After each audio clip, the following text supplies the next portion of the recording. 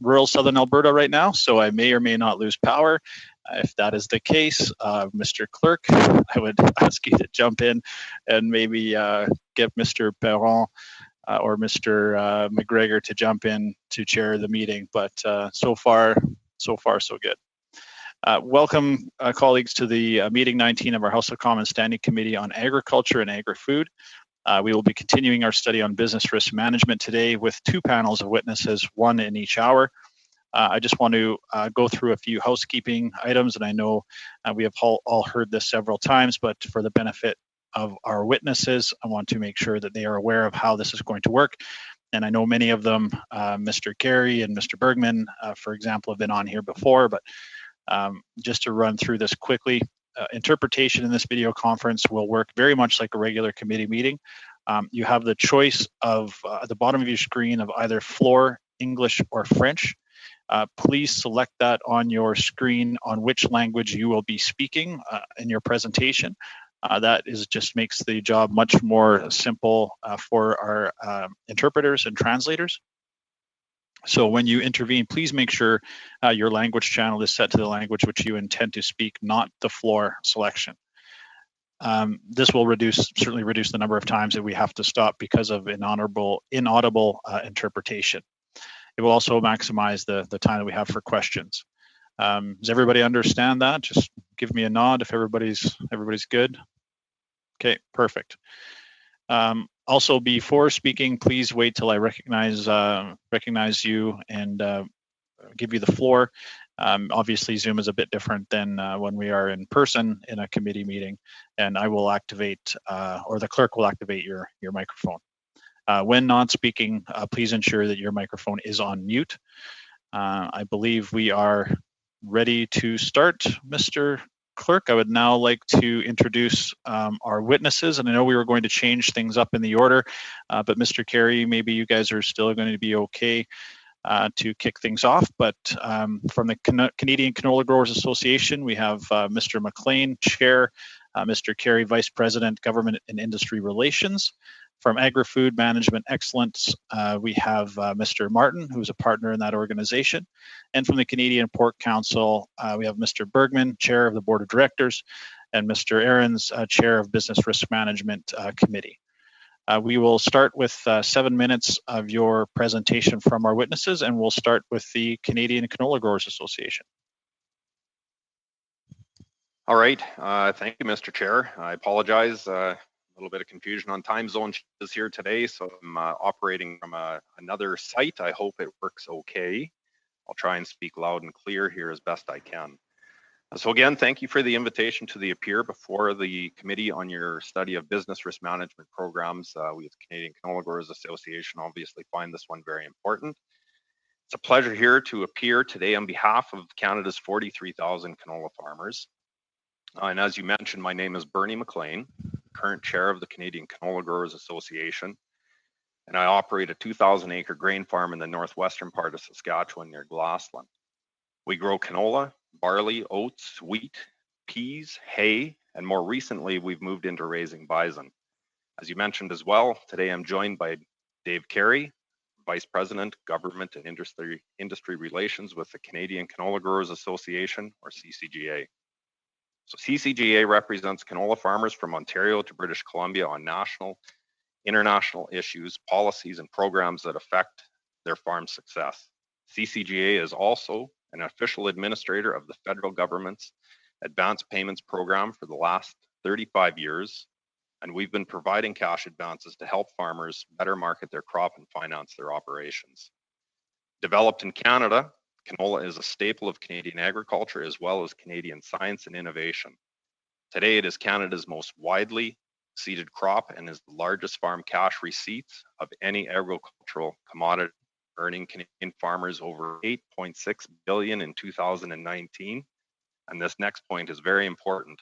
This is a decline of $700 million from 2018. Annually, the sector provides $26.7 billion to the Canadian economy and provides approximately 250,000 jobs. So as farmers, we're faced with many risks, and I believe my approach to managing them is how the majority of farmers approach it.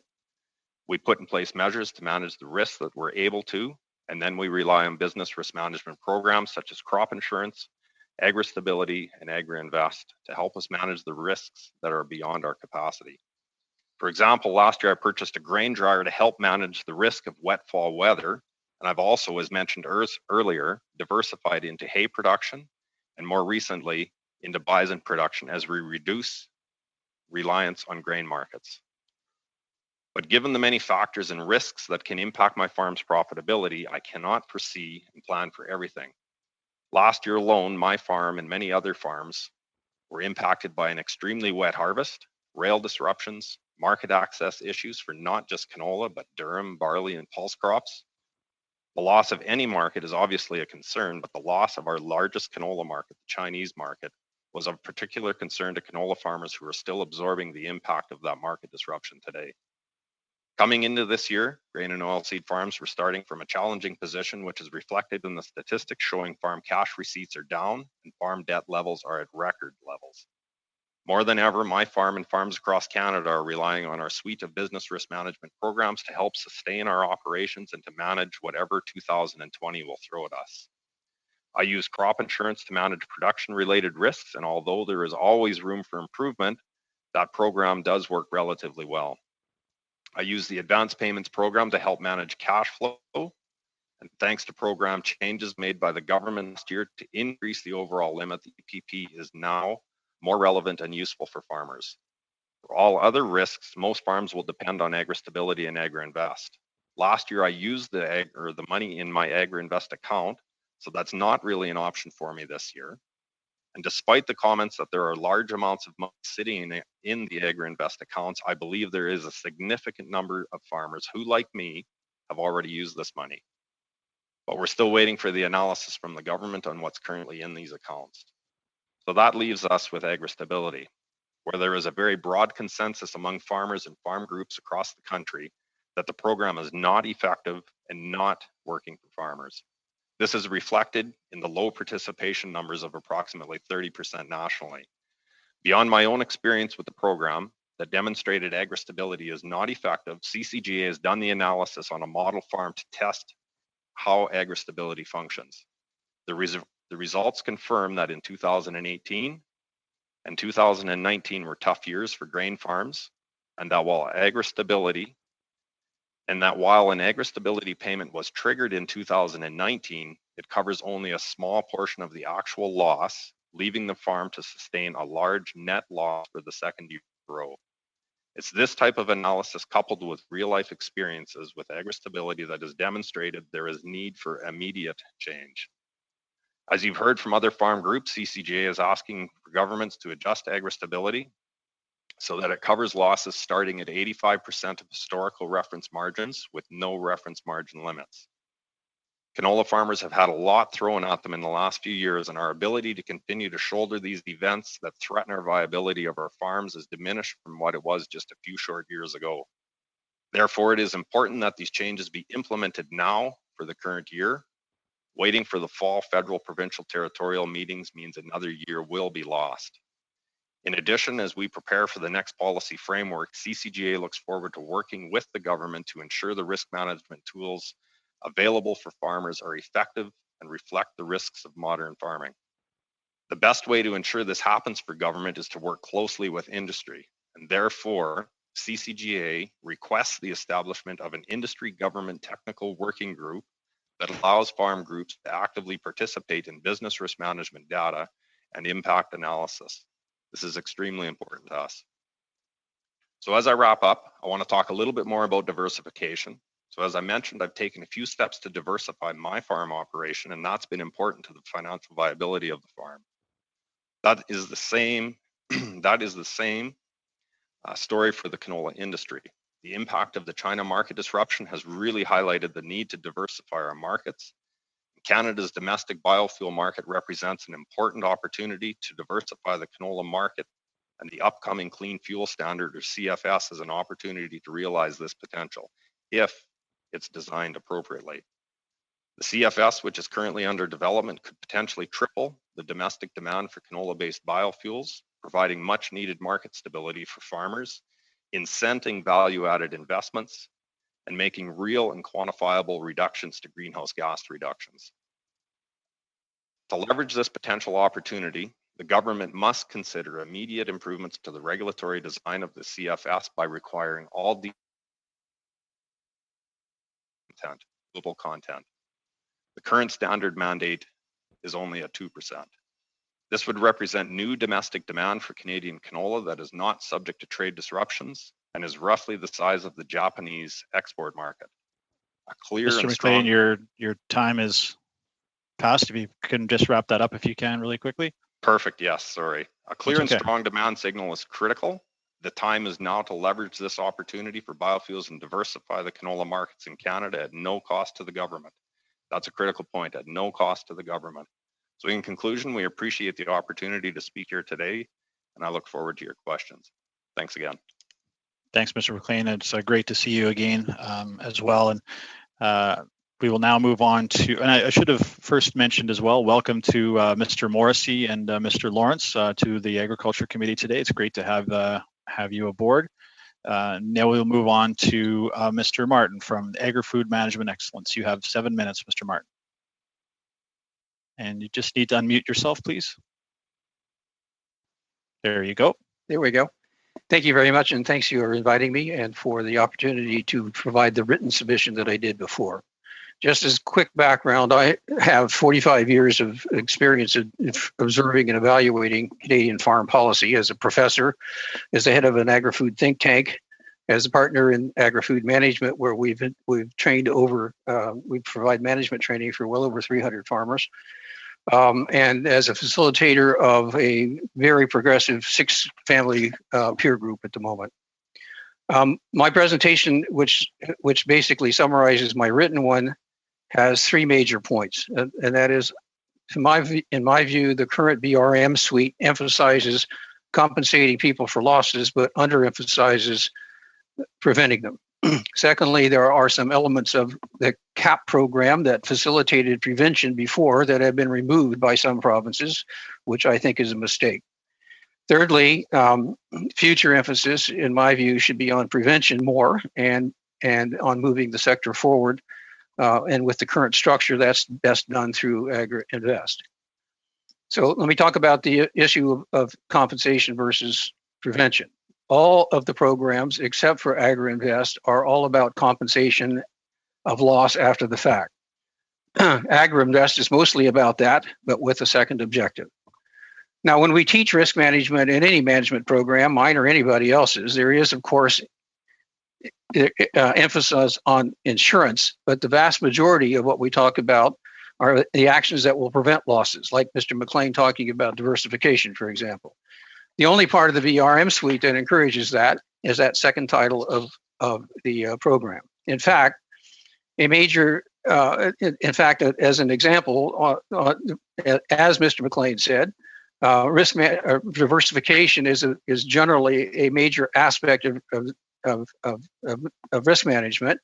And ironically, given the way agri-stability is structured, it's much more likely to pay someone who is not diversified than who is, because of the fact that one commodity can offset the other.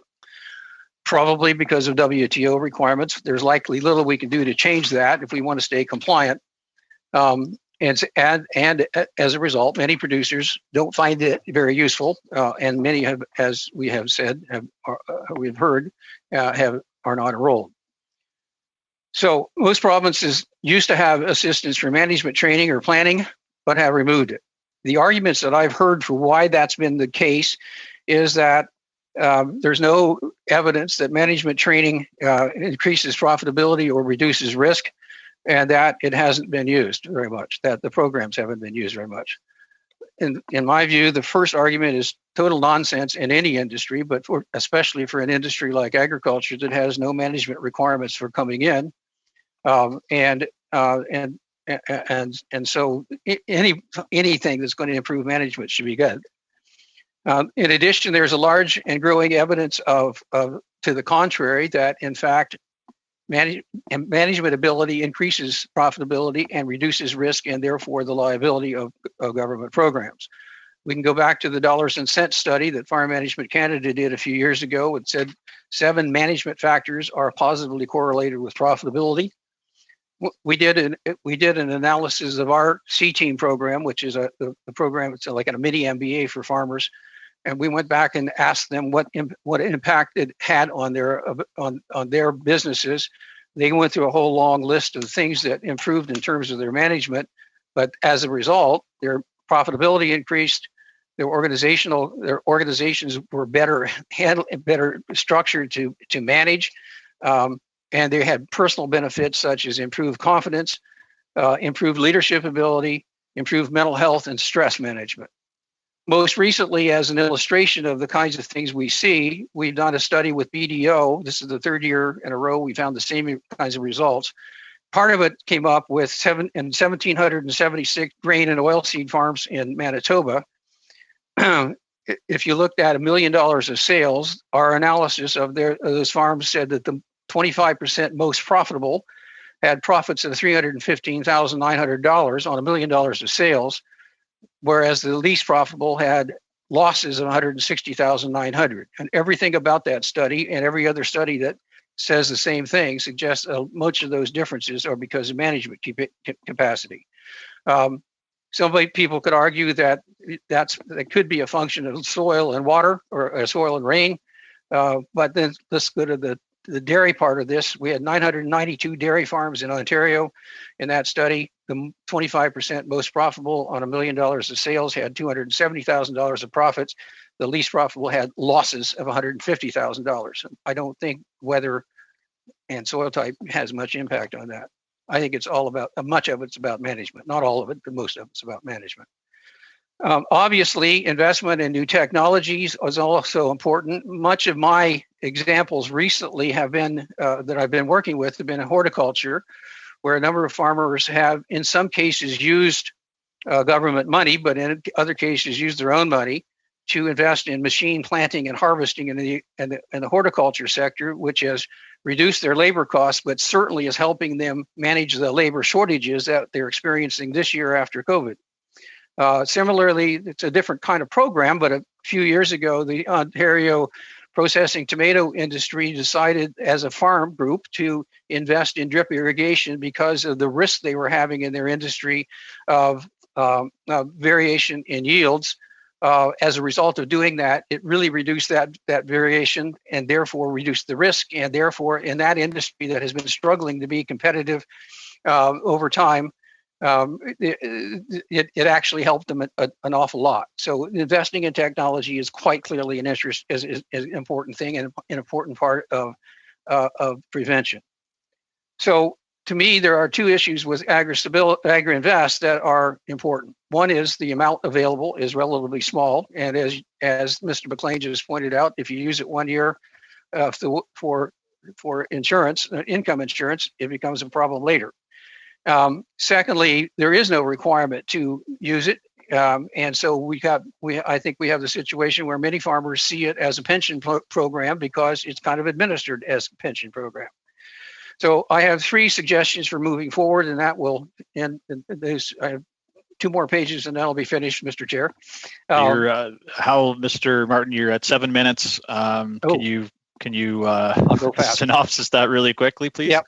I think we should enhance the production insurance where possible, make some changes in agri-stability, but we need to really enhance Agri-Invest. The way I would enhance Agri-Invest is, number 1, increase the amount by some combination of increasing the limit or increasing the government contribution. I would require people to actually invest in things either per year or over a period of 3 to 5 years.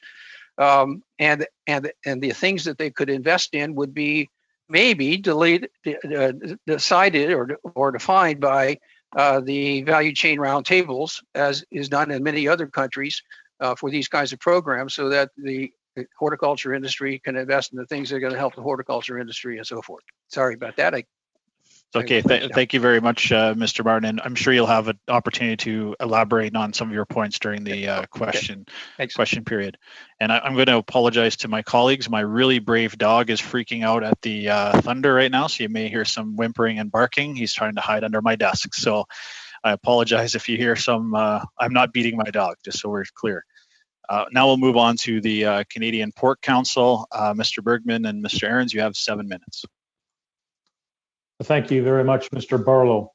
And thank you for this invitation to appear before the committee on this important topic. As mentioned, my name is Rick Bergman. I chair the Canadian Pork Council, and I'm a pork producer from Manitoba.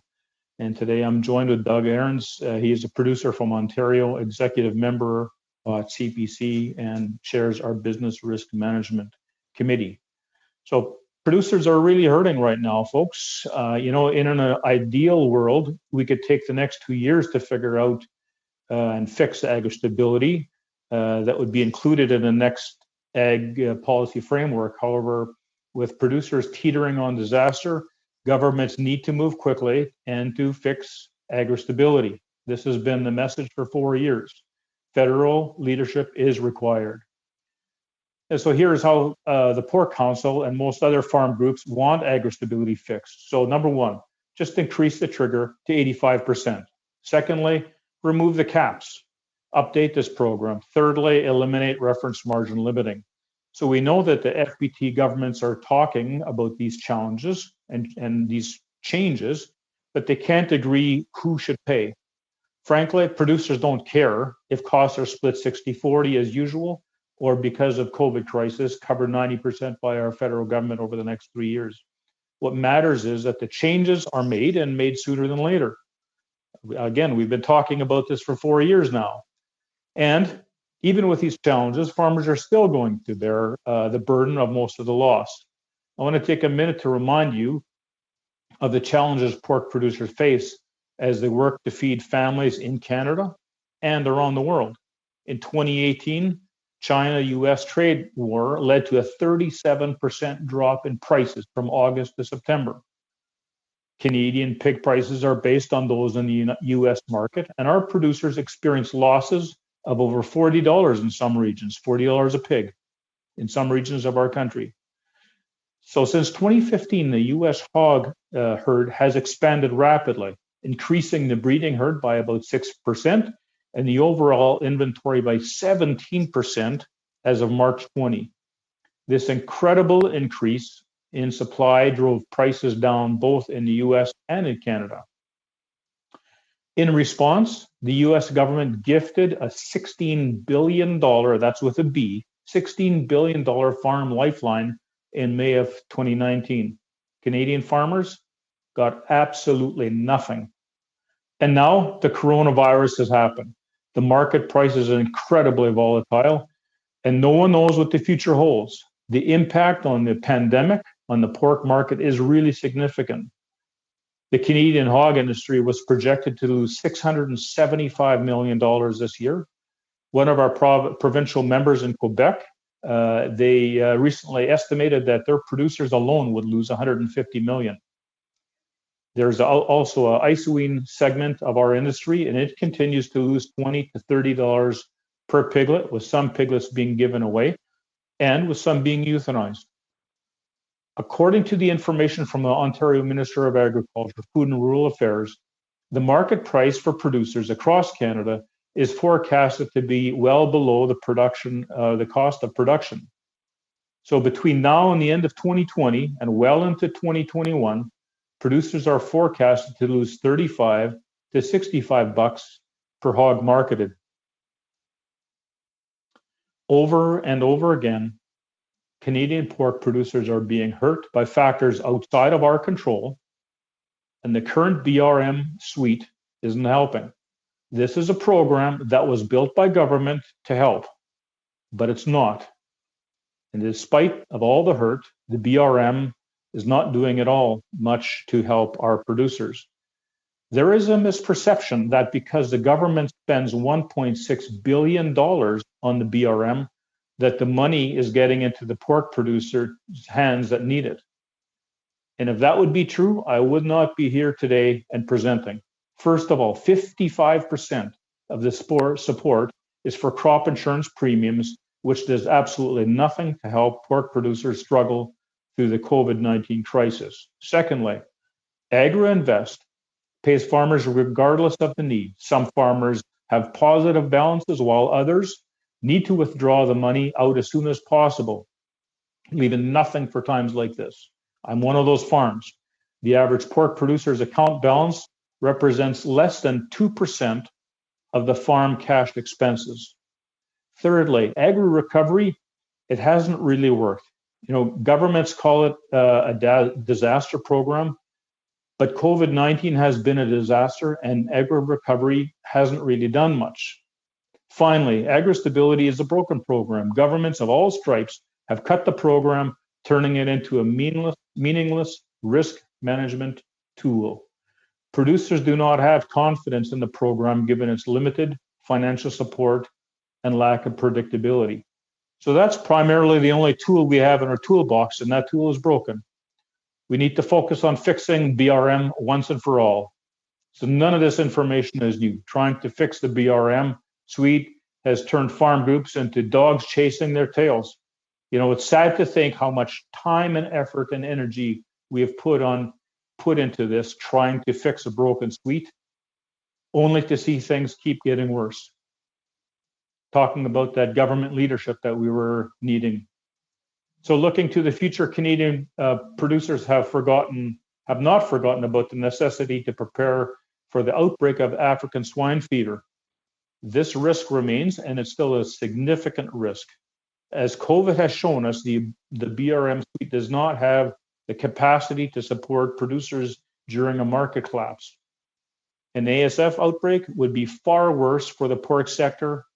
So we really need a new approach, and it's required immediately. In conclusion, at the end of the day, our message is very simple. It's been this way for numerous years. This is our message. Farmers are hurting, and now with COVID-19 is making a bad situation worse. The BRM suites do little to help pork producers in their time of need.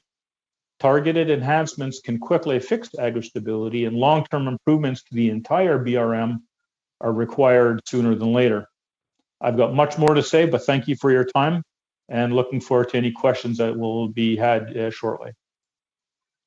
Thank you very much, Mr. Bergman. I appreciate, as always, your very knowledgeable submission. Now we'll move on to the first round of questions, and Mr. Lehoux will start it off, and I believe you're splitting your time with Ms. Rood. Merci, Monsieur le Président. Thank you, Chair. I'm going to ask my question to the pork producers. I am sharing my time with Ms. Roods. You will give me a sign if I'm taking up too much time. Here's my question. Do they still euthanize hogs? Is that still happening, Mr. Bergman?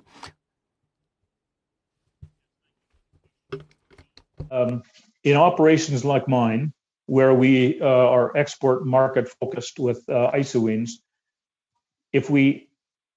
when there's big demand, a lot of animals can go. When there's no demand because of the COVID, there is more euthanizing occurring, and that affects the pre-weaning mortality, of course. So yes, unfortunately, I have to say there is. To what extent? It's something that producers don't like to talk about, nor do I. To what extent? That would be variable from farm to farm or region to region. But it's unfortunate that in the case of that, there is some of that going on. Yes. Merci. Merci beaucoup. Merci, Monsieur Bergman. Thank you, Mr. Bergman. I have another question. What do you see as an evolution in the hog market? Do you think that there will be fluctuations in the pricing that will be significant? We know that there is fluctuation now, but do you think that there will continue to be significant fluctuation in the future? I asked that very question to a producer day before yesterday, and producers that have opportunity to take the cash market or the futures market, and they take the futures market when there's opportunity. And there is no opportunity in the future right now in the markets. So it is very, very dire situation. traditionally producers benefit from the summer markets and they suffer in the fall and the winter markets. And it's we're very, very concerned because we're suffering in the summer markets right now, and it makes us very, very conscious and of the fact that there's a significant storm coming, which we will not be able to protect ourselves from.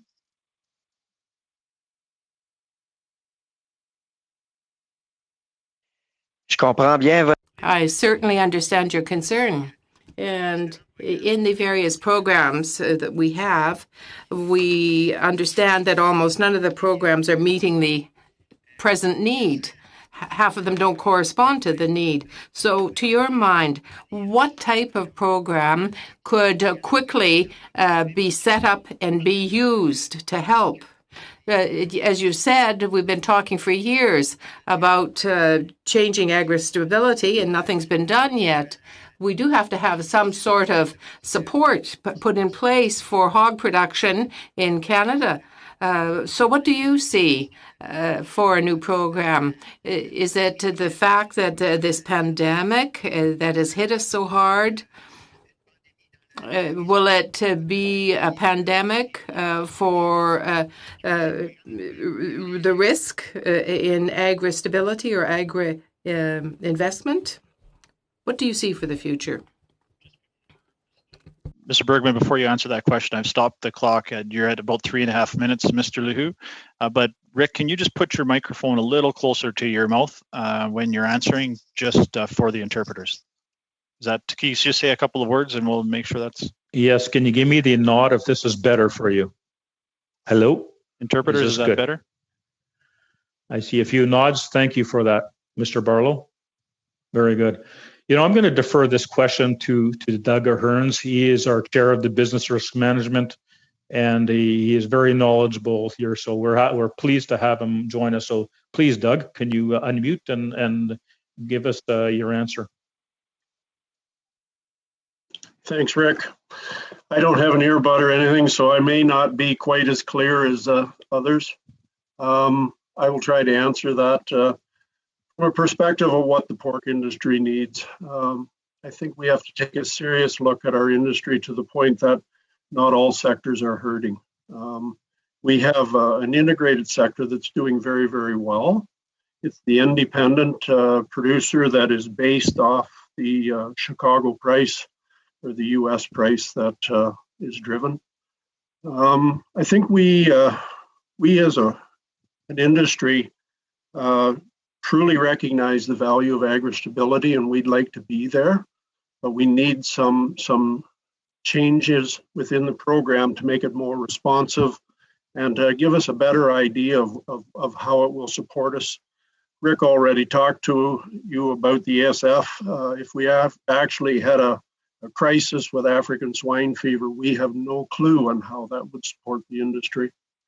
For the short term, I think what we need to do is we need to loosen the rules around agri-stability, turn it into maybe, as much as everybody hates the word, an ad hoc program, but having safeguards done at the end of the day through agri-stability, making sure that producers that need the money get the money and producers don't will end up having to make sure they pay it back or they don't receive it to start with.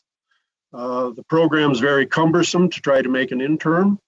At this point, I know the rules have changed to 75%. I've talked with some producers and they have spent valuable time with their accountants. They even put an interim in and they have no clue on how they're going to handle it. The 70% on 70% is a real detriment, because when your farm actually gets to that point of making the trigger at this point in time, you're pretty much on life support and you have no time to wait. So, and that's exactly where we found ourselves with all the market disruptions we've had in the last year, and now COVID-19 being the final straw. Thank you, Mr. Ahrens, and sorry, Ms. Rood, that was the 6 minutes. Maybe you can split your time with Mr. Lawrence in the next round. We now move on to Mr. Ellis for 6 minutes, please. Good afternoon, and I thank everybody for being here today. Mr. Martin, I just want to touch, and you didn't get a chance, I think, to go through it. You talked about Agri-Invest, and you said there needed to be changes because there was a small investment in this account. What are your thoughts on this? How to change this? And you talked about it, most farmers thinking it's a pension plan. So how do we change that also? And you mentioned about government contribution going up, and how much were you thinking on that? Well, I don't have specific numbers in mind, but in terms of the amount and so forth, but I do think that there, and I know that people will react to this because of it's cross compliance, but if you want the program to do the second title objective, you really need to have people invest in something, whether it be management training or whether it be new technology. It needs to happen, and I think when people say we did away with the CAP programs because people weren't investing in them or weren't using them, I think that's part of the reason, because we have the opportunity to use those funds, but they don't because they want to use them as a pension program. So I think that's the important one. How far you go with it, I think, is totally. To me, that's a budget and political question that I don't have the answer to. If I was going to say something in terms of how much you would increase it, I would double it, for example, or increase the limits by some amount. But I would double it, and then it becomes a fund that's actually big enough that people can do something with. But I don't know what the trade-offs are in terms of other budgetary use and that sort of thing. Okay, thank you. I'm not sure. I don't know if it was Mr. McLean that mentioned a technical working group. If not, I'm just wondering which witness did. And just want to elaborate on the technical working group, explain what's your thoughts on this, and maybe composition of it. Yes. Thanks, Mr. Ellis, for sure. That was in fact me. I mentioned it. It's something that Ag Growth Coalition and with a agreement from the Canadian Canola Growers Association as well, develop a technical working group to be sure that the industry, pork, canola, everybody involved out here can work with the government and make sure these programs are going to be effective moving forward. We can do some analysis on it. We can give real life examples of it, and being part of that process. So now, obviously, not just trying to fix agri-stability, but moving forward into the next round of growing forward type programs, or the CAP programs. So yeah, trying to have the federal, provincial levels involve the industry to make sure we get it right. And if Dave Carey's got anything to answer or add to it, I'd certainly turn it over to him. I would just add that it's the opportunity to make sure that we're not having this conversation again, that the suite of programs work for farmers, for producers, and therefore we need an open and collaborative manner where we can feed input in and have a dialogue, as opposed to working with programs that has been discussed just currently aren't working. Thank you. Mr. Bergman, you mentioned about loss on about $40 loss of pig, and then you mentioned $35 to $60 a loss. What's the normal profit, I guess? I just wanted to realize, this is a loss. If we add what the profit would be, what are we looking at? Well, that's a very, very good question. It really varies, Mr. Ellis, from year to year. So what we do is we plan on our farm for positive results. We do everything we can, and then there's things that come our way that destroy that positive cash flow and creates a loss. So again, COVID has done that. What is when you say what is the average? To Mr. Ahern's comments, as far as our sector goes, we've got fair to finish producers who send animals to marketplace. We've got integrated models that have own processing plants where they would not have the level of hurt that we would have, and the profit loss scenario would be different. Right now, the independent pork producer across Canada is on an island, and it has very little protection, if any, in the situation. And a little bit off topic, but I would just like to address the comment that was made in regards to Agri-Invest. Pork producers don't use it as a pension plan. I talked with one producer not long ago. He said he had, it's gone now, but he had a little bit of money in his account. And that basically is the last lifeline. If he's got 5 employees and he's at his end of his ropes, he has to employ those employees to the very end, because if they leave, who's going to look after all the animals? So I would like to defend the position that it is not a pension plan for the pork sector. If it is for other sectors, I could fully respect and understand that point of view. But for us, it's our last lifeline, and that lifeline is fast eroding. So, Mr. Ellis, I hope I answered your question. I deviated somewhat but I wanted to get that point across. Thank you. And I don't know how much time I have left. Yes, Mr. Chair. I'll ask this question. You're sorry, Mr. Ellis. Your time is up at 6 minutes, but thank you very much. I was just putting on my language. Mr. Perron, your turn for 6 minutes, please. Oui. Yes, thank you very much. Thank you to the witnesses for being here. I'll begin with Mr. McLean. Mr. McLean, you talked about the need to urgently change agri-stability, to increase the margin of reference and to increase the coverage, rather to take away the margin of reference and to increase the coverage. Agri-stability, you say, is an obstacle to profiting in the future. So what do you think should be changed in agri-stability? What was the obstacle to diversification that you see in it? So just to be clear, no obstacle to diversification, as I've done on my farm. I guess a grains only situation was not profitable. We're trying to alleviate that through diversifying our own operation. Not saying that's getting there, and I've got real life examples here of the last 2 years that would follow very closely with the CCGA model farm, which would indicate, and I've actually got it here beside me, I've lost money the last 2 years in a row. And I've actually got my agri-stability calculations right here in front of me, and they did not help at all. So CCGA's ask, along with Ag Growth Coalition, is to move the 70% back up to 85% with the removal of that reference margin limit. That would actually help to cover the losses that I had, and the model farm that CCGA has developed would indicate the same thing. So that would be, and I'll stick to it, the ask of the Canadian Canola Growers Association, and I think in large part Ag Growth Coalition. D'accord. C'est très clair. Merci beaucoup.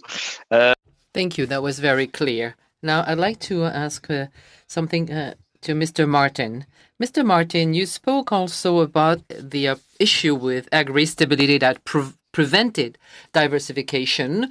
Maybe could you mention something that we could change to solve this problem, Mr. Martin?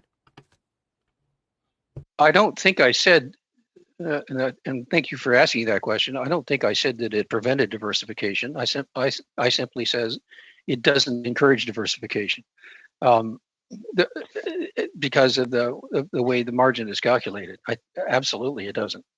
I actually, from most of the people that I deal with who are like the six progressive farmers in Ontario that I have in my peer group, who I was talking to about this yesterday, most of them are not using it. Most of them are diversified. Sorry, they're not using agri-stability. All of them are diversified to a large extent, and they need to have things that help them with the diversification. So I frankly don't think you can change agri-stability to encourage diversification. I think you have to do it through a different mechanism than agri-stability. I don't know how you get around the issue of the way the margins are calculated if we want to stay WTO compliant. I don't have any problem with increasing the percentages, as Mr. McLean has been suggesting, and others, to 85%. That would help. That would help the issues that most people have. But I don't see how that program can be used to encourage diversification, frankly. D'accord. Okay, thank you very much. I just wanted to clarify this idea. And then you spoke about Agri-Invest, and you said that there were some important changes also to bring to agri-investment. And in other meetings, some people even say that maybe agri-investments should be really improved and replaced. It should be topped up and maybe replace the other programs you have spoken about, also training and management, and also to set up technologies. Would it be possible with the agri-investment program to create some incentives so that there will be some money that will be used to improve the technology? So what are the proposals that you would have for agri-investments? Oui. Okay. So I really like the idea that I've seen in other countries. Australia does this, Holland does this, Denmark does it, where you have the industry roundtable.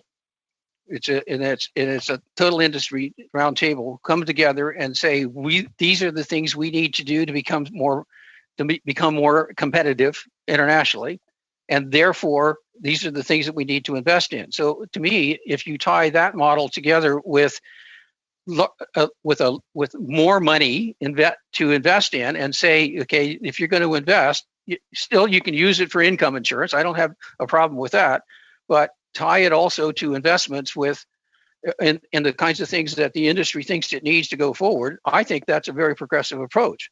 And I, at the same time, I want to be really clear. When I said before that people are using it as a pension fund, they're only using it it's not everybody, nobody, or in any industry. My younger progressive farmers in my peer group are all investing heavily, and they're saying it's probably the people who aren't trying to progress who are the ones using it as a pension plan.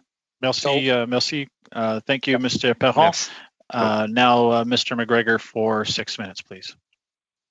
Great. Thank you very much, Chair. And thank you to all of our witnesses for appearing before our committee and contributing to our study on the Business Risk Management suite of programs.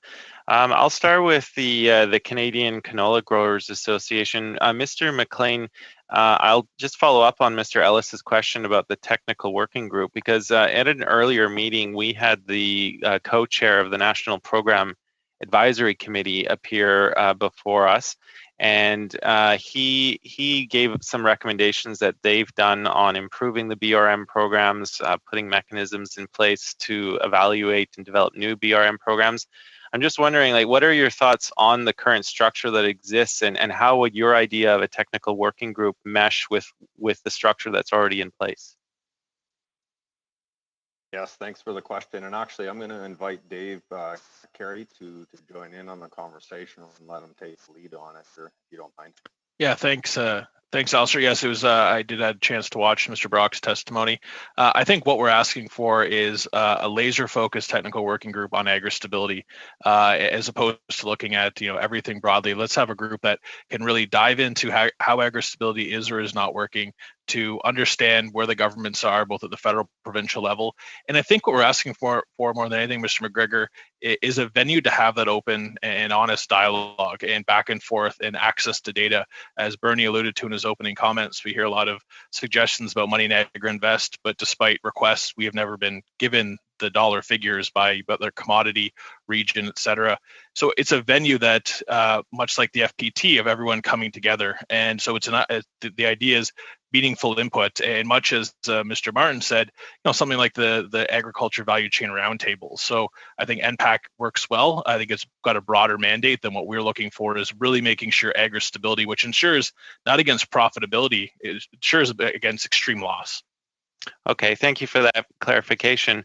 Mr. Bergman, I'll turn to you next, and just regarding the troubling time that you've gone through, your industry has gone through, and thank you for illuminating that. It's pretty tough, and we're sharing a lot of empathy for what your fellows are going through.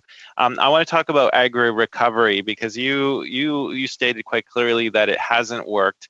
And I just wanted to know about, how your thoughts on BRM programs and how they've dealt with this pandemic, because Agri-Recovery did have some funds flow through it specifically for pork and cattle, but you're still of the opinion that it doesn't work. Does Agri-Recovery just simply need more commitments for funding, or I just appreciate you maybe illuminating that point a little bit more for the committee.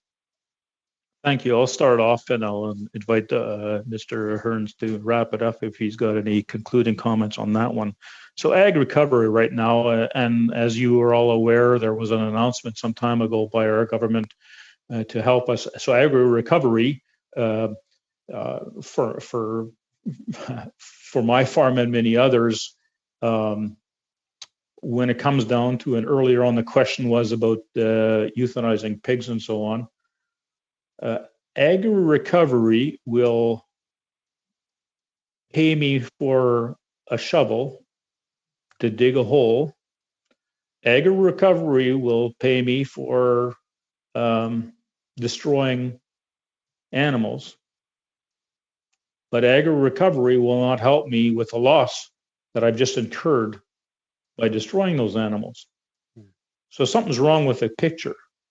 So that's a very blatant, very, very candid answer to the question. Maybe Doug, you've got something better to add there that will polish up the answer a little bit better. And just quickly, if you can, I just want to get one more question in, please.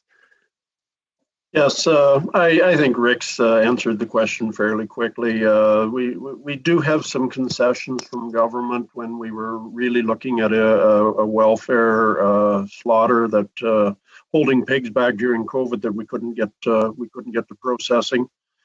It was very frustrating trying to figure out the nuances to that program because just as Agri-Recovery says, when something within the business model doesn't fit the market, we as farmers would have expected that recovery process would have helped compensate for all the moves, and it only picked and chose some very, very, very small pieces of the puzzle. Okay, thanks for that clarification. And sorry, I've just got to get one more question, and I'll return to Mr. Carey and Mr. McLean and the canola growers. You mentioned, Mr. McLean, that you want the federal government to act now, and you want to see sort of that federal leadership, I guess, in advance of the meeting in October.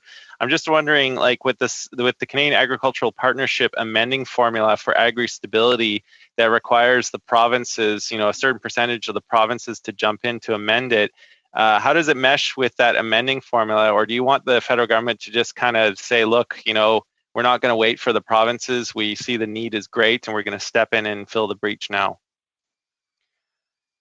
Yes, thanks for the question. And yes, in an ideal world, I think I'm there with the federal government needing to act and give the leadership, show the provinces that they're willing to make sure the agricultural sector as a whole is going to survive.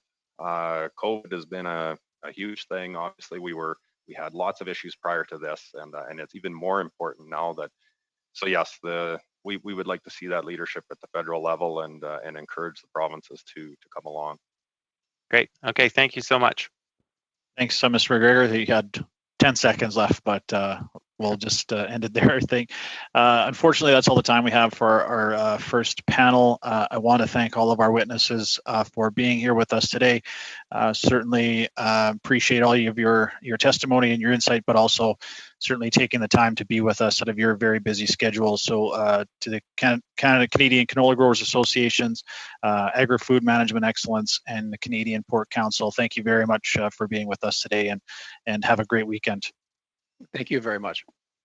For the rest of you, we'll take a couple of minutes just to get the next group of witnesses ready, and once the clerk gives me the signal, we'll carry on with the second half of our meeting. Meeting suspended. We'll suspend for 5 minutes.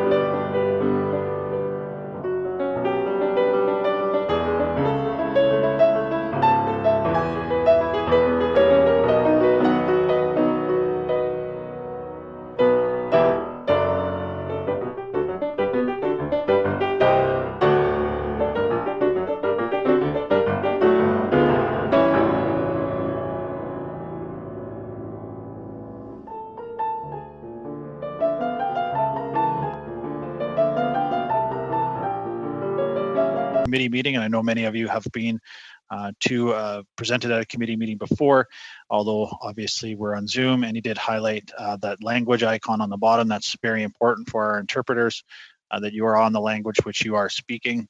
That will ensure that we can move smoothly and we have as much time for questions as possible. When you are not speaking, please ensure that your microphone is on mute. We want to ensure that we have good sound for our translators. I would now like to welcome our witnesses for our second half of our meeting today. From the Canadian Horticulture Council, we have Brian Gilroy and Jan Vanderhoot. Good to see you both back at committee. From the Canadian Ornamental Horticulture Alliance, Andy Koivenhoven, I hope I pronounced that right. And from the Prairie Oak Growers Association, Jenneth Johansson and Chris Rundle. Thank you very much for being with us today and giving us the opportunity to hear your testimony. You all have 7 minutes for your presentation, and then followed by questions and answers from the members of the committee. We will start with the Canadian Horticulture Council. You have 7 minutes. The floor is yours. Thank you for the opportunity to present to the committee on behalf of Canadian Horticultural Council, representing the growers of over $5.7 billion in farm cash receipts for produce annually. Canada's agricultural industry is primed for immense growth. As identified by the Advisory Committee on Economic Growth in 2017 and reinforced in the 2018 report from the Agri-Food Economic Strategy Table, which set ambitious growth targets for our sector. Navigating an unstable and unpredictable business investment climate, as well as trying to manage risks beyond our control, pests, weather, disease, makes it increasingly difficult for us to sustain our family farms, let alone expand them. The onset of COVID-19 pandemic and its impacts have shown the cracks in the current ineffective business risk management tools and have greatly compounded risks to our growers. Despite following the necessary health and safety and quarantine requirements, there have been a number of outbreaks of COVID-19 on fruit and vegetable farms. Our first concern in these instances is the health and safety of everyone involved, especially workers and growers. From the perspective of a farm's capacity to produce food, the consequences of an outbreak can also be devastating due to the impacts on the farm's ability to perform essential activities like planting, maintaining plant life, harvesting crops, and packaging produce. Because in the event of an outbreak, workers must isolate crop maintenance, harvest, and packing cannot occur, leaving essential work undone, causing product and crop loss, which cannot be recovered. An ad hoc safety net program should be considered to see farmers through these extraordinarily difficult circumstances when a farm is in need. The federal government has signaled to the provinces that labor shortages can be deemed an eligible risk for the horticultural sector under the agri-insurance program. Unfortunately, we have not seen an uptake across the provinces, and there are a number of commodities that cannot access crop insurance, such as greenhouse vegetables and berries in some provinces. So this announcement does not go far enough to addressing the need. CHC requests that government work with industry to ensure BRM programming is diverse enough to include the various regions, crops, schedules, and farm sizes. It must also provide the stability farmers need to grow, maintain, harvest, and pack this important part of Canada's food supply both this year and for years to come. For many edible horticultural farmers, their season is at the mercy of unpredictable and sometimes downright brutal weather. Climate change will continue to exacerbate this, and pest and disease infestation can wipe out entire crops. In recent years, growers have experienced increasing market and trade risk due to the trade disruptions and non-tariff barriers in many key markets. More extreme climate-related events such as last year's floods, hurricane winds and heavy rains, early snowfall and frost lived across Canada. Costs have increased rapidly while farm receipts stagnate. Over to you, Brian. Thanks, Jan. It is clear that the business climate for fruit and vegetable growers has never been riskier. To mitigate some of the risk that our growers take on year after year, the Canadian Horticultural Council is pleased to provide our recommendations for improving the federal suite of BRM programs. First and foremost, changes to the Agri-Stability Program would have the most meaningful and far-reaching impact for growers. We recommend that the Agri-Stability Program be amended as soon as possible to raise the coverage level to 85% of reference margin and the compensation rate to 85 cents on the dollar of loss beyond this trigger, and eliminate the reference margin capping. Secondary measures, such as ensuring that federal, provincial, and territorial governments increase their share of the Agri-Invest contribution, and program caps need to be increased to reflect the current realities in agriculture. The effectiveness of the Agri-Recovery Program needs to be improved. Where catastrophes with long-term business impacts are concerned, the program should be streamlined to provide a timelier response. Narrowing the gap between Agri-Recovery compensation and that of other business risk management programs will also help growers effectively recover from disaster situations. Additionally, the federal government must examine options for enhancing access to production insurance for commodities that currently do not have traditional insurance programs, such as greenhouse growers. Some other crops have available production insurance programs, but very low participation rates, and enhancements are needed. CHC has been proactive in working on a concept of recognition of risk mitigation. Many growers actively spread their risk, or in other words, diversify their operations through growing a variety of different crops, multi-season harvest, or growing in different geographic areas, for some examples. Currently, under a whole farm program like Agri-Stability, diversified farms may not receive adequate coverage for a drop in the value of one or more of their crops, if the value or one or more of their other crops has increased in the same program year. In other words, offsetting the risk. Crop diversification and having farms mitigate their own risks should be encouraged rather than penalized through program design. We therefore encourage the government to establish comprehensive and equitable insurance coverage by considering the individual risk profiles of farms.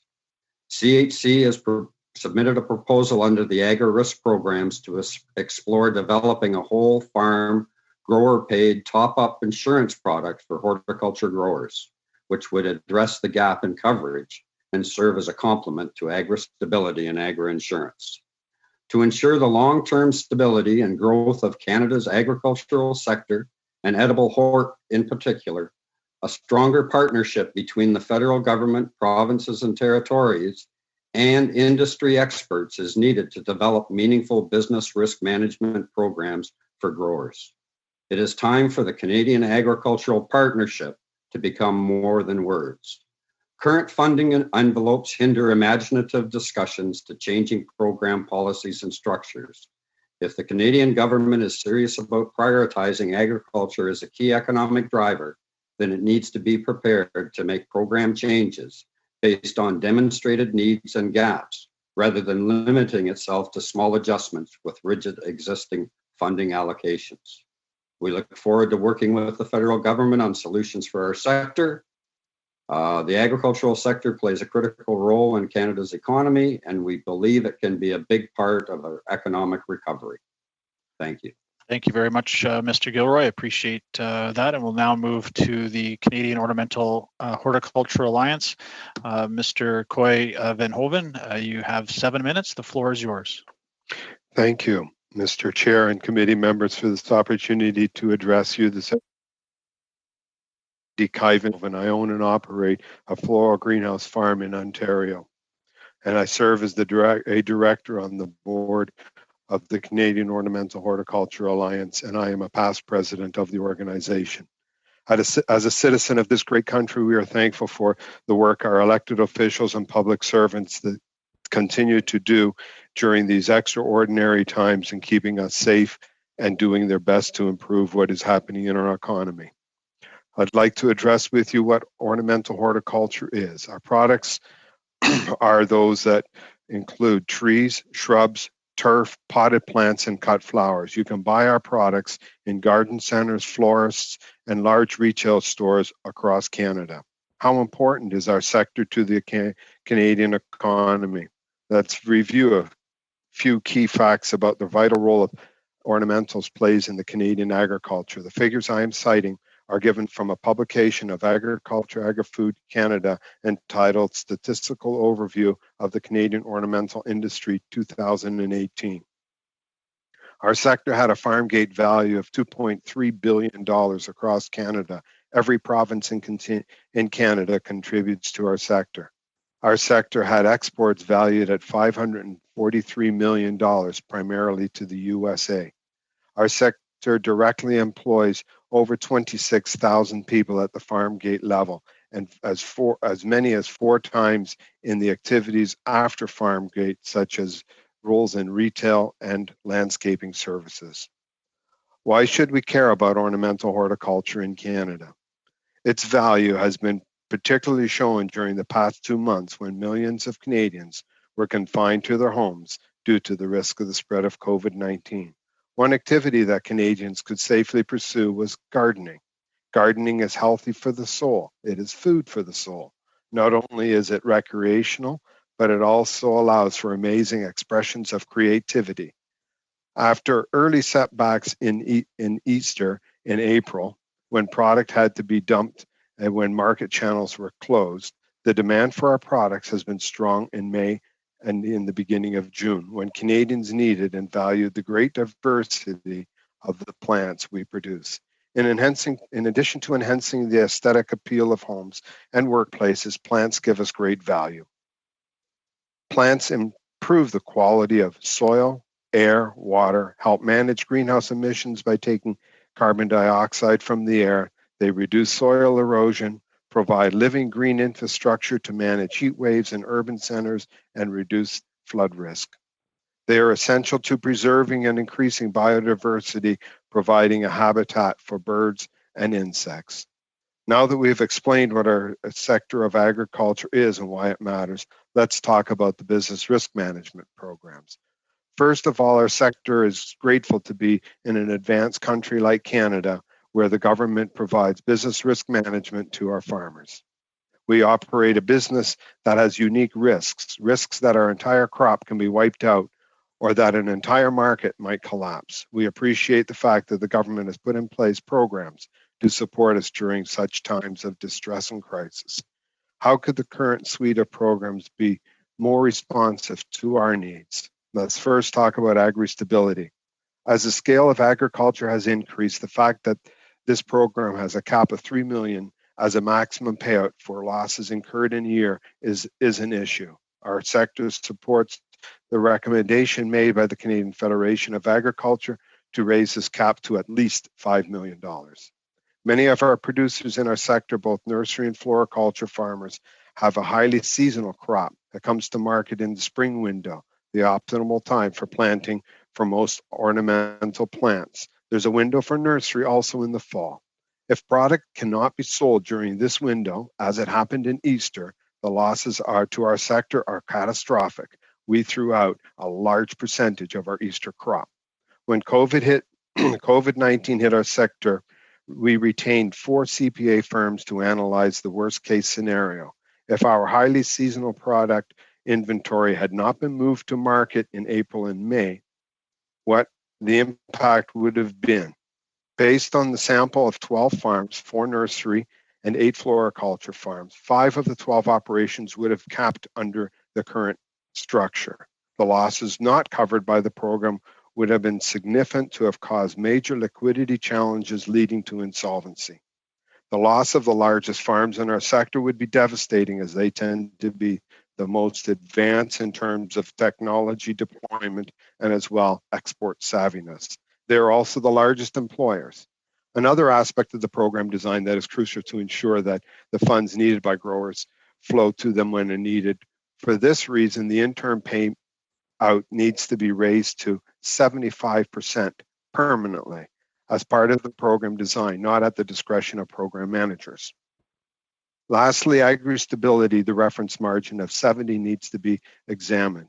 In BC, it's 80% as a result of federal or provincial government intervention. While our growers in BC appreciate the province support, it would be good to get it to 85% across the entire country. A grower that lost 25% of the expected business would receive nothing when the trigger point is set at 70%. We request that the reference margin be raised to 85%. Agri-recovery. I'll echo the comments of a previous speaker who said that in agri-recovery, the program will pay me for throwing my product out, but that's the minor cost. The real cost is the lost product that we have, that we've produced, and we need to throw away. That needs to be solved because that is our biggest cost. In summary, our sector is composed of hundreds of small farm entrepreneurs who go about their business day to day. Our farmers have grown substantially over the years through generations. Our sector is not a major user of business risk management. However, during the COVID-19 timeframe, we've learned that we do need it, and we've identified the aforesaid issues inside of the program. We please ask you to re-examine all of that. Thank you. Thank you very much for your insight and your expertise, and thank you for giving me the big list of honeydew stuff in my backyard this spring. I really appreciate that. Now we'll move on to the Prairie Oak Growers Association. Ms. Johansson, we also have a very large thunderstorm rolling through here, so I did warn my colleagues that I may black out here in a few moments if I lose power. So, but so far so good. So, Ms. Johansson, Mr. Rundle, you have the floor for 7 minutes. Thank you, Mr. Chairman, members of Parliament, and observers. It is an honor to speak on behalf of the Prairie Oak Growers Association. POGA represents about 90% of the oats grown in Canada. Our crop is worth approximately $1 billion annually and is a heart-healthy, nutritious crop. Canada is the world's largest exporter of oats, representing 70% of the global trade. And we are very pleased to note that there has been tremendous investment in domestic milling capacity. So we are working to add more value in Canada to those oats we eat here and abroad. These past few months have driven home the importance of the agri-food sector as farmers, ranchers, meat packers, millers, and retailers have been on the front line of response. Agriculture truly is an essential service. In this light, it is more important than ever that we improve the business risk management programs. Agri-stability, Agri-invest, and cash advance should help address risks due to issues such as weather, market access issues, other factors beyond our control. Agri-stability can be difficult for producers to collect even when income falls below a sustainable level, leaving unmanageable risk for producers. In particular, the challenges with agri-stability fall in 5 areas. It's not transparent, it's not predictable, it's burdensome administratively, it's inadequately funded, and it's hard to access. Farmers report Agri-invest is easier to use with strong predictability, bankability, transparency, and a low administration burden. Oat growers support the call by many groups, including Grain Growers of Canada and the Canadian Federation of Agriculture, for the immediate injection of a minimum of 5% of producers' 2018 allowable net sales into Agri-invest accounts, and which is one of 8 actions outlined in our submission. These 8 actions are needed to address immediate crises not only caused by COVID, but also prior disruptions to trade in multiple countries, including China and Italy. In the medium term, we suggest this committee consider recommending to increase agri-stability benefit trigger level to 85% for the 2019-20 program year, and for the remainder of the Canadian Agriculture Partnership. Remove the reference margin limit, increase maximum payment to $5 million, and allow for retroactive enrollment for the 2019-20 program year. Put systems in place to process claims more quickly, including requests for interim payments. These changes will give farms and financial institutions confidence to keep operating and to keep credit available. Longer term, to address agri-stability's current challenges, we would propose reinstate the agri-stability reference margin to 85% instead of 70%. There has been significant cost increases in 2013 when the margin was reduced. Secondly, align the reference margin with the producer's tax filing method and use the net profit as determined on taxes with the same allowable expenses to be included. POGA realizes this may require a change to the reference margin, but then it should be predictable and verifiable. Farmers would not apply if it were in a profit position. This would also lower administration burden on both the government and producers, reducing costs. Thirdly, when a producer increases their production insurance, for an example, to 80%, that insurance payout should not be allowed to be included in the reference margin for agri-stability because the producer is paid a fee to buy insurance so that they should not be penalized for that. To be clear, POGA would prefer agri-stability be increased to 85% and improved. Should 85% not be reached, POGA does not believe that agri-stability will meet farmers' needs, and for the subsequent cap period, BRM programs should be altered to consider the following options.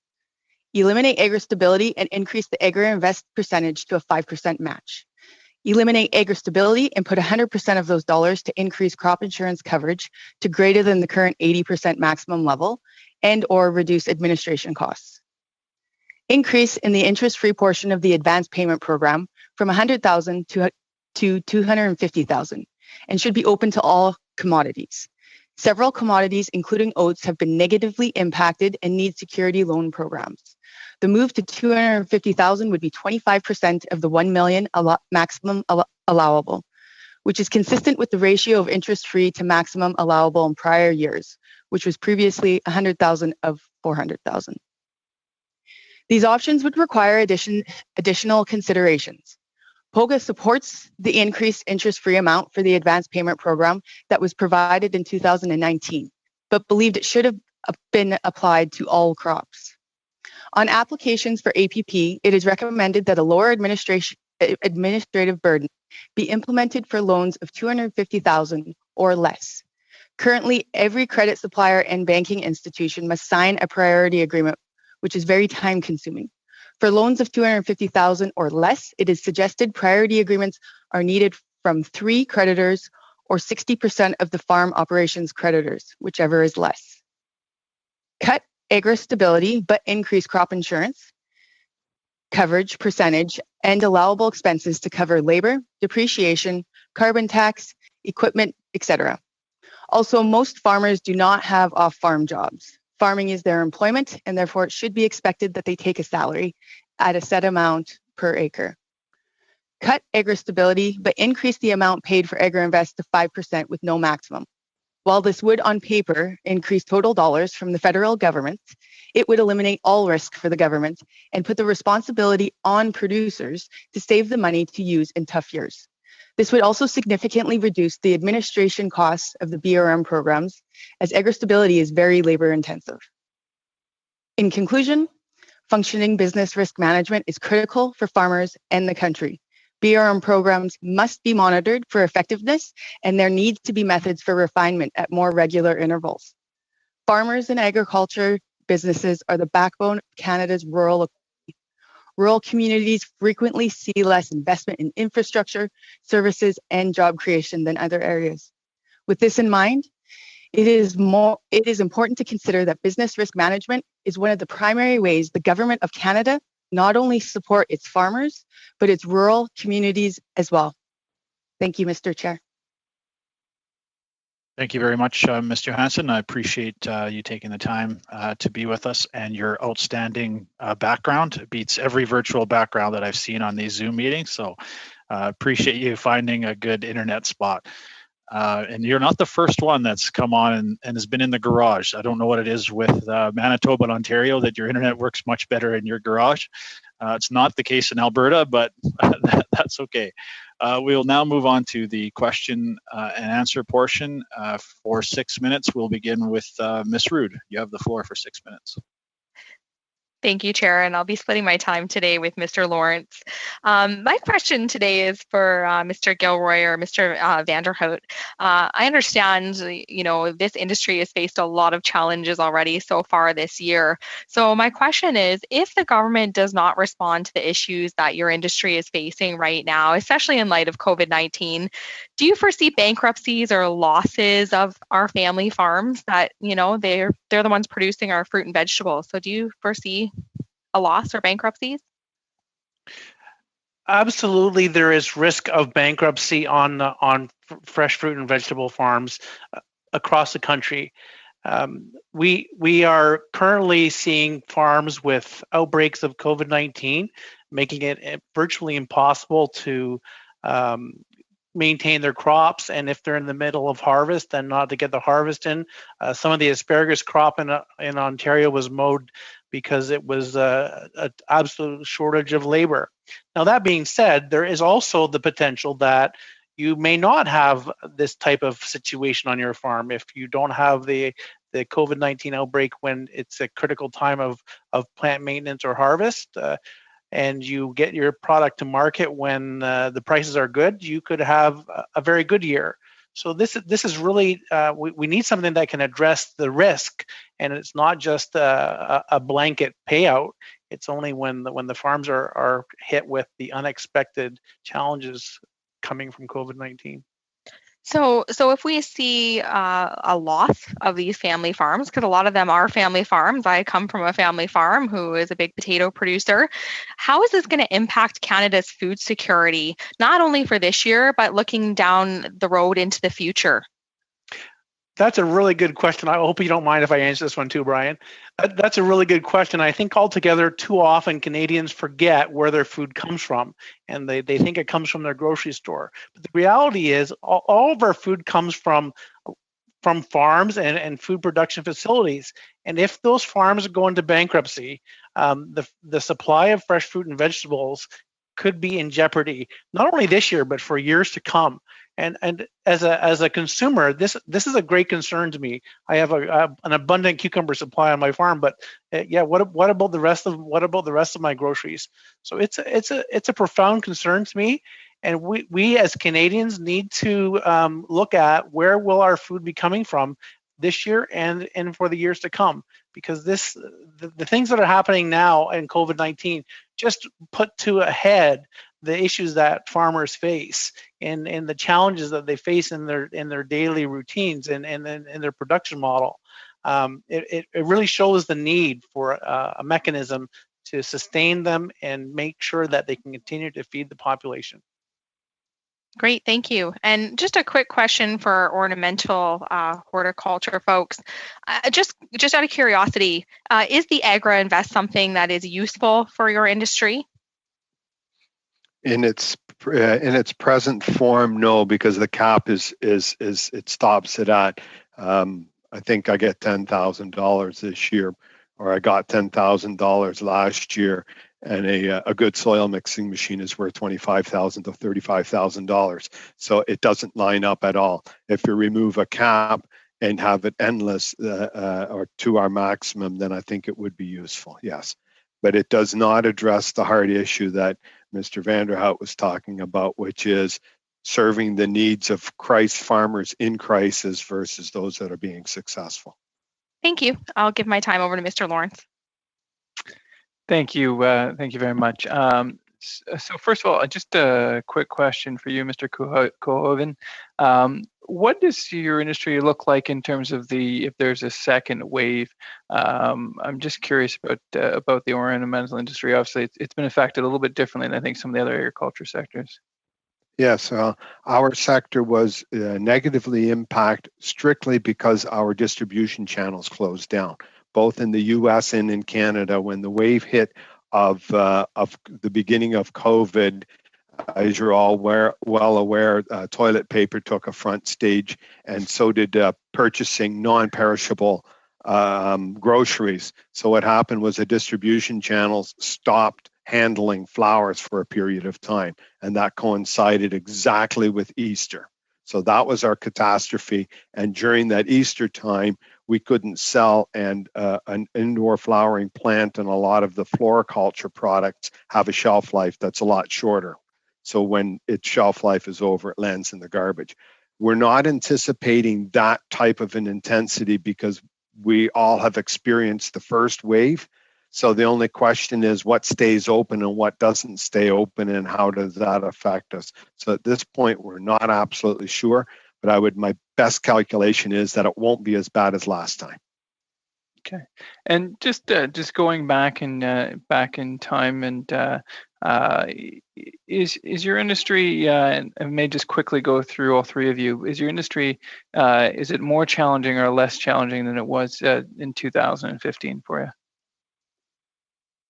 Versus 2015, this is much more challenging with the whole area of COVID and the risks that were exposed with COVID-19. That being said, since we've opened back up, as I said in my report, the floral sector and the nursery sector have taken off because people are staying home and making their yards beautiful, and people like Mr. Barlow are getting honey-do lists. Yeah, you've now filled my entire summer schedule, so thank you very much for that. Thank you, Mr. Lawrence and Ms. Rood. We now move on to Mr. Lewis. The floor is yours for 6 minutes. Thank you, Mr. Chair, and thank you to all the witnesses for being here. This is very informative as we're putting this report together. I thought I might sort of focus on Mr. Kuyvenhoven, because we haven't heard as much from your sector. In my riding in Kitchener-Conestoga, there's a number of nurseries, and also in the region, sod farms, and the nursery sector is obviously important, and just like is mentioned a number of times, so far the gardening sector is powered by the ornamental sector. And right now, again, people are gardening more than usual. For the nurseries in my riding and throughout Canada, I know your association, you mentioned briefly a study on flowers and the nursery impact and how that worked. Could you elaborate? You mentioned it off the top a bit, but how that study worked with business risk management and some of the results and the recommendations for BRM out of that study that you just done recently. Okay, the study that we done recently, the three key points that came out of that, number one was the cap, because simply the size of the businesses has increased to such a level the cap is no longer a successful tool because it caps out the large growers. The second one was the 70% trigger point. That would cause many farms to be bankrupt before they got a trigger. My most easy example is if we have a 25% reduction in our sales, which could quite be a result of what happened at Easter, we're still not triggering a payout. And the challenge with it is the secondary part of it is when you get a 70% payment on that, the amount of money isn't there. And the third part of that is there's a whole variety of expenses that are inside of our cost structure that are not allowable expenses inside of the Agri-Invest claims. Two of the big ones, of course, being interest and capital cost. Okay, thank you. I imagine that you did mention the cap, and you said 3 million was not enough. That would work. You said it wouldn't work for larger operations. Certain areas, let's say in the Niagara region, have these large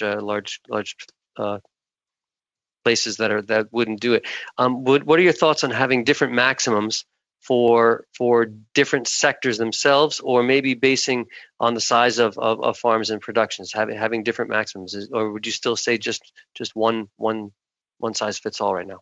Well, being a relatively, my wife gets mad at me when I call myself a simple farmer, but a simple farmer, I sort of recommend that the simplicity in systems is ultimately the best. So the more complicated you make it, the more difficult it is for people to manage it on both sides of the stream. And right now, when I look at the administration costs of the present Agri-Stability Suite, I'm going, wow, that's a lot of money to pay out. If you add complexities to it, you're going to have that one.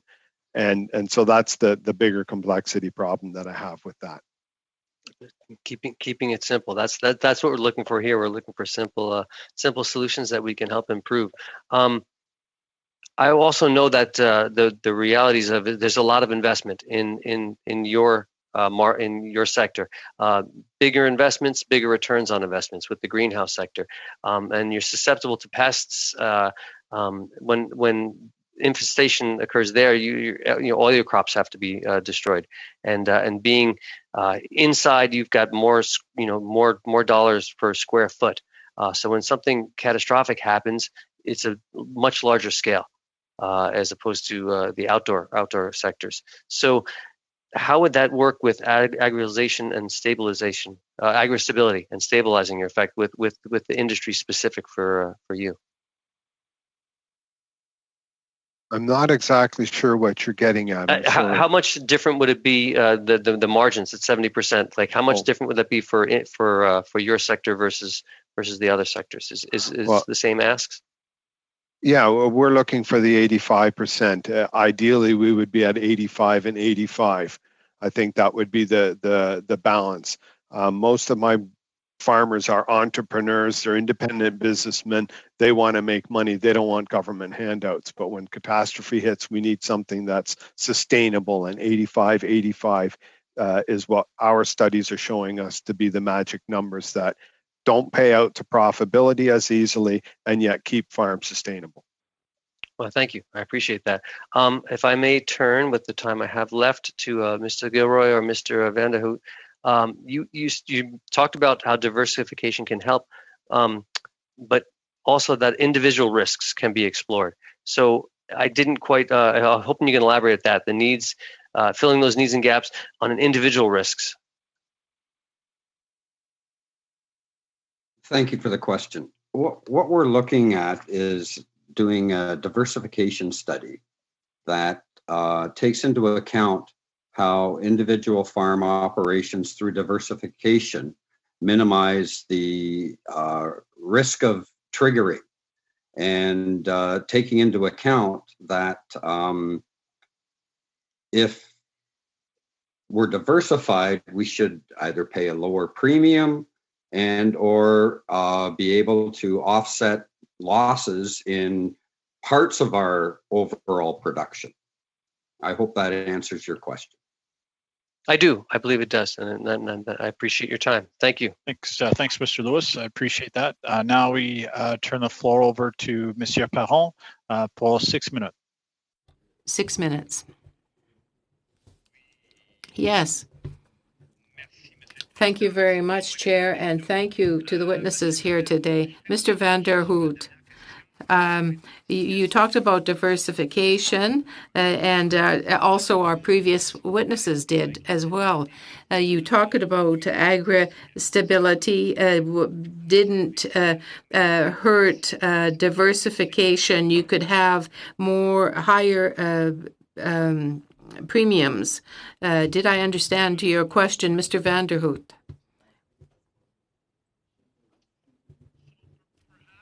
Be a better coverage when the farm is taking their own measures to reduce the risk, so that it would incentivize farms to hedge their risk through diversification. Okay. D'accord. I agree. Okay. And you talked about the need to have a new insurance product for horticulture. And I do know that there are many others that would like to have some new bankruptcy protection in legislation. Would you be in favor of that type of thing? Those things I would be very much in favor of. So in terms of the bankruptcy protection, financial protection from for produce growers would be, I would consider it essential to empower the growers to have confidence that they're going to get paid. Reality is, by the time a bankruptcy registers, we could be weeks and weeks of sales on the hook for it, and this could leave us in a bad position. In terms of insurance, the challenge we have is that not all vegetable and fruit crops are insurable right now, and so and I happen to be a greenhouse cucumber grower, our crops are not insurable. And this leaves us in a particularly challenging place because we have no backstop available to us other than the agri-stability. And certainly to reinforce Mr. Kuyvenhoven's comments, 70% of 70% just doesn't do it for us. Our margins are far narrower than that. 85% of 85% is the only acceptable solution, I think, from both sides.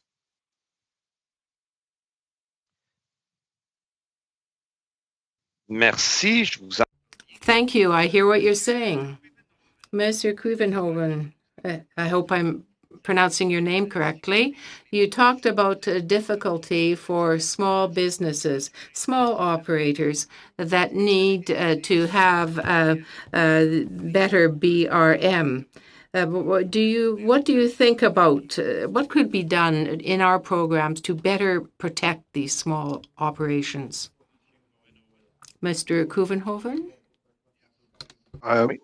What we could do first and foremost is, as Mr. Vanderhout and myself have said, is 85-85. That payment out would be crucial. I think improving the agri-recovery program so that if a small grower has a quarantine event of some type like that they get coverage for their products. It's most specifically throwing the product out that is not being covered. So those are two key areas that I think the smaller growers would benefit from. Of course, the question still is, what is a small grower? I'm 6 foot tall and weigh about 200 pounds. Am I a small grower or not? So that's the question from a perspective of size and the dollar value that they're turning over. So I think that's the challenge that we have. I hope I've answered your question.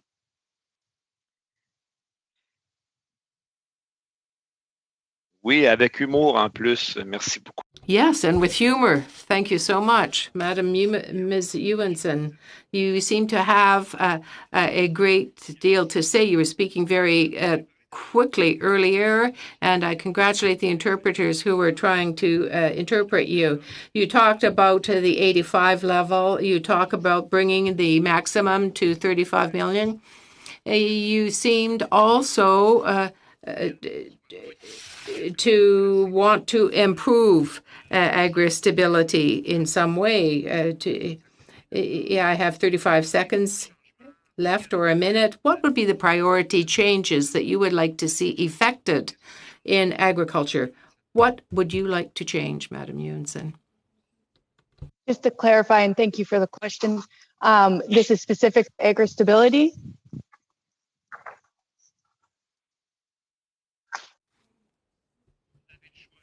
It's your choice. What's your priority?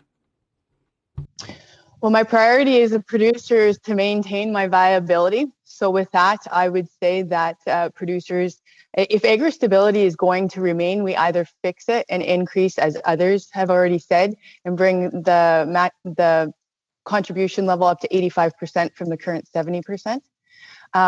If it's not going to be fixed, as I said, and I apologize for speaking too quickly earlier, I would strongly suggest getting rid of it and starting over, either through a mechanism like Agri-Invest that we have right now, and increasing our matchable levels up to 5%. Merci, ça clarifie. Thank you very much. This clarifies. Pourrait venir remplacer. I'm sorry. Thank you very much. Mr. McGregor, the floor is yours now for 6 minutes. I understand that you're having some internet issues, but we'll do our best to keep you with us for the next 6 minutes. Floor is yours. Thank you, Chair. I'm experiencing the joys of rural internet connectivity, so it's been twice during this one meeting now. With the Canadian Horticultural Council, I'll start with you. I did cut out during your opening remarks, so I apologize if I'm going over familiar terrain, but I wanted to talk to you about availability of reliable labor as a risk. Now, the federal government during this COVID-19 pandemic has indicated that they want to talk to the provinces and territories about including labor shortages as an eligible risk for horticultural sector under agri-insurance. I'd just like to get your feedback on that, because yes, this has been an abnormal year for labor in particular, but it's not a new problem. I think every year we continue to hear about the strains of our agricultural sector and how their troubles in getting reliable labor. So can you just maybe give me and give the committee your thoughts on that? So absolutely, thank you for the question. And absolutely, labor is a much bigger problem this year. And in years past, we also are challenged by labor shortages, and more often than not, they are filled through the use of temporary foreign workers. This year, getting the temporary foreign workers, although the Canadian government has done a good job at bringing, helping us to get them here, they are not all arriving.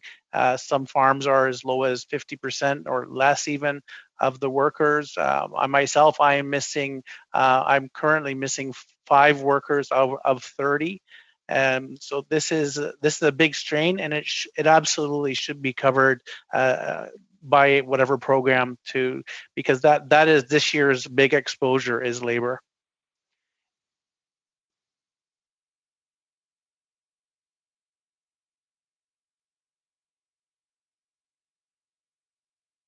Uh-oh, we may have lost Alistair.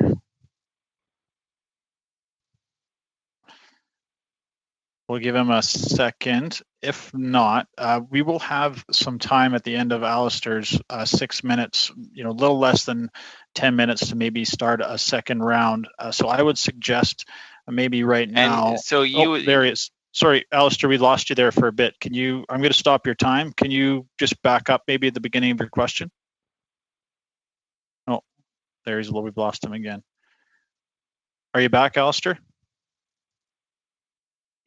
Yes, I am. Okay, I stopped the clock for you. Can you just maybe back up to the beginning of that next question? Yeah. Okay. So is this sort of the follow-up? So I would just like to get the Canadian horticulturalist perspective. Like, do they want to see that as a sort of a stable part of the BRM programs going beyond the pandemic? Then, given the labor shortages that we've experienced, and maybe your thoughts on how would that look like, the structure, like how would a person be compensated if they could not find enough people to work on their farm, and it's severely impacting their operations and their ability to generate revenue? We have put some recommendations forward. I'm sorry I don't have them in front of me right now, but one of the challenges with having it part of a production insurance plan is that they're provincially administered. So one province may choose to use that type of a program while others will not. And what we'd like to see is a consistent cross-Canada solution to that problem. Great. Okay. Thank you very much for that. Maybe I'll switch over to the oat growers. I'm just wondering about what your thoughts are on the current feedback mechanism that we have for the BRM programs. Like, for example, we have had the National Program Advisory Committee, a co-chair appear before the committee, and he gave us his thoughts on how to reform the BRM programs based on the feedback. In your opinion, is that current structure working? Do you feel like that committee is hearing producers' concerns? And are they an effective way of getting the government to seriously listen to these concerns and act upon them? Well, thank you for the question. I would say to date, believe that the committee has been doing all that they can, but do producers feel that our concerns are reaching the government? If they are reaching the government, we believe it's falling on deaf ears. But I will defer to Chris Rundle and see if there is anything else that he would like to add to that. Mostly, I would just echo that same comment. Since for in agri-stability, for example, since the reference margin was lowered, I know there's been a lot of reference to it and a lot of talk about it for many years, and nothing has been reacted to on that front. I think this is a great opportunity, and we're very fortunate to be able to have this dialogue with this committee regarding it. A great opportunity to talk about how it can be improved. So I do think that the mechanisms in place, that there is some communication happening there, but any way that we can open those channels further is going to be beneficial for producers. So, thank you. All right, and then just to wrap up my round of questions, in our previous round, we had a witness from Agri-Food Management Excellence Incorporated appear before the committee, and he was talking about how he might like to see the BRM programs transition a little bit more to preventative measures rather than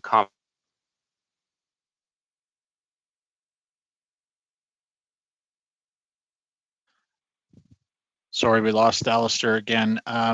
Well, we work on Alistair to maybe get back. We do have about 8 minutes left, not quite enough to start a second round for everyone to get in. So what I would suggest, if that is okay with all of my colleagues, is if I allowed one question from each party. And if that's just one quick question and a response, and that should use up the rest of the time. Is that okay with everyone on the line? Okay. So we'll move to Ms. Rood, maybe on the Conservative side. You have one quick question. Sure, thank you, Chair.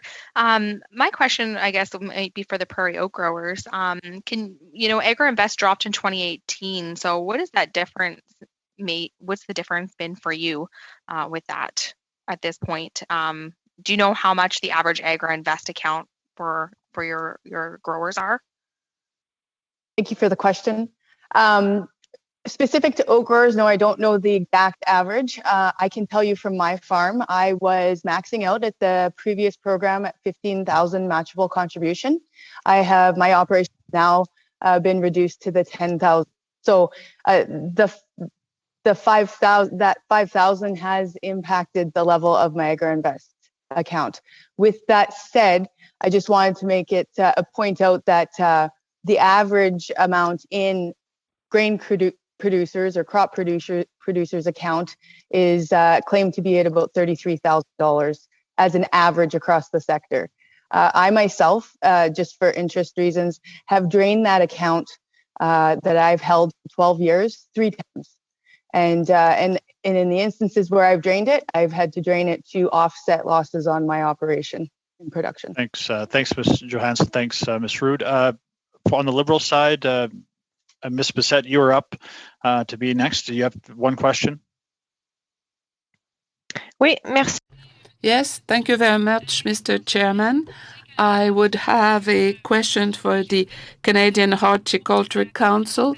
Mr. Gervais talked recently about the opportunities given by technology. We know that there's a challenge in terms of connectivity, and the government is taking means to increase accessibility to such IT infrastructure. And how can new technology help to manage risk in your sector and prevent risk with technology?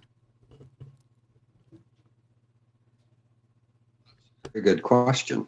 I'm sorry. I realize that a lot of rural Canada has very slow internet connectivity, and it certainly prevents some monitoring technologies. I know that in the greenhouse sector, Jan, it would be vital that connectivity is constant to in case of alarms for, and it's the same for almost all crops. Like if somebody has apples in long-term controlled atmosphere storage, the ability to have alarms trigger no matter where you are is vital. So I'm sorry I don't have more on that, but thank you for the question.